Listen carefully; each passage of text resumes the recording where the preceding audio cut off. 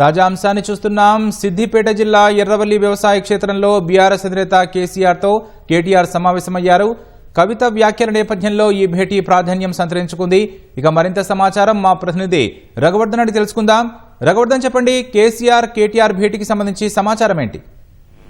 BRS MLC కవిత రాసిన లేఖ బహిర్గతం కావడంతో పాటు ఆ తర్వాత కవిత చేసిన వ్యాఖ్యలు తదనంతర పరిణామాల నేపథ్యంలో ప్రస్తుతం బీఆర్ఎస్ అధినేత కేసీఆర్ తో పార్టీ కార్యనిర్వాహక అధ్యక్షుడు కేటీఆర్ సమావేశమయ్యారు. నిన్న కూడా కేటీఆర్ పార్టీలో అంతర్గత విషయాలుంటే అంతర్గతంగానే చెప్పాలి, బయటికి మాట్లాడకూడదు ఎంతటి వారైనా కేటీఆర్ వ్యాఖ్యలు చేశారు. దీంతో పాటు పార్టీలో రేవంత్ రెడ్డి కోవట్లు కూడా ఉండవచ్చని వ్యాఖ్యానించారు. ఈ పరిణామాల నేపథ్యంలో బీఆర్ఎస్ లో జోరుగా చర్చ జరుగుతుంది. ఇదంతా రాజకీయంగా ఒక చర్చకు దారితీసిన నేపథ్యంలో ప్రస్తుతం కేటీఆర్ కేసీఆర్ తో సమావేశం అవుతారు. ఈ పరిణామాలు ఎంతవరకు దారితీస్తాయి, ఏం చేయాలి, పార్టీ పరంగా అనుసరించాల్సిన వైఖరి ఎలా ఉంది, ఈ అంశాలన్నింటిపైన ఈ సమావేశంలో చర్చించడం తెలుస్తుంది. దీంతో పాటు రాష్ట్ర ఆవిర్భావ దినోత్సవమైన జూన్ 2వ తేదీన పార్టీ పరంగా చేయాల్సిన కార్యక్రమాలకు సంబంధించి కూడా చర్చ జరిగే అవకాశం ఉంది.